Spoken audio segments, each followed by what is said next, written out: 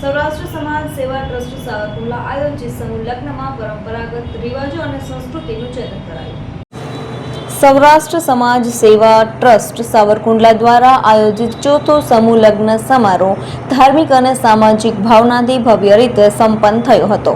આ પ્રસંગે અનેક દંપતીઓએ વૈદિક વિધિ મુજબ લગ્ન ગ્રંથિ બાંધી પોતાના નવા જીવન પ્રવાસની શરૂઆત કરી હતી।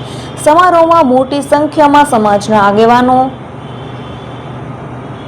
દાતાઓ તેમજ સ્થાનિક નાગરિકોની ઉપસ્થિતિ હતી।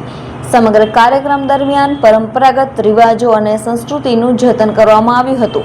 ટ્રસ્ટ દ્વારા નવદંપતીઓને આશીર્વાદ રૂપે ઉપયોગી ભેટો પણ અર્પણ કરવામાં આવી હતી। ટ્રસ્ટના આગેવાનોએ જણાવ્યું હતું કે સમૂહ લગ્ન દ્વારા સમાજમાં સહકાર અને એકતાની ભાવના મજબૂત બને છે તેમજ આર્થિક રીતે નબળા પરિવારોને સહાયરૂપ થાય છે। કાર્યક્રમના સફળ આયોજન માટે ટ્રસ્ટના સભ્યો અને સ્વયંસેવકોની મહેનત સરાહનીય રહી હતી। સમારોહ આનંદ અને ઉલ્લાસભર્યા માહોલમાં પૂર્ણ થયો હતો।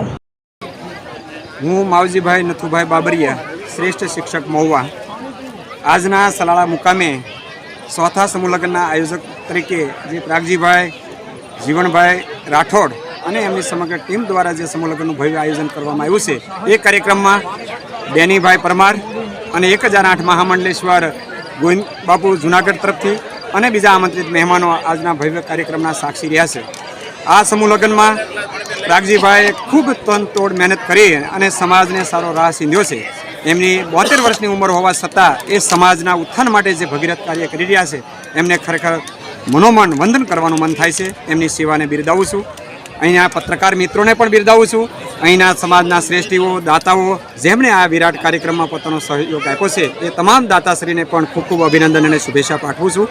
ખાસ કરીને જે મારા પ્રવક્તા તરીકે સમાજની અંદર સમાજ એકજૂટ થાય, સમાજમાં બિનજરૂરી ખર્ચાઓ ન થાય અને આવા ભવ્ય સમૂહ લગ્ન સારી રીતે પાર પડે એ માટે સમાજમાં વધારેમાં વધારે શિક્ષણનું પ્રમાણ વધે, સમાજમાંથી વ્યસનોનું પ્રમાણ ઘટે અને સમાજ ખૂબ પ્રગતિ કરે, ખૂબ ઊંચાઈ પ્રાપ્ત કરે અને સારા રાષ્ટ્ર નિર્માણ માટે ખૂબ આગળ વધે, એ માટે મૂલ્યનિષ્ઠ સંદેશો આપના માધ્યમથી મેં પહોંચાડવા પ્રયત્ન કર્યો।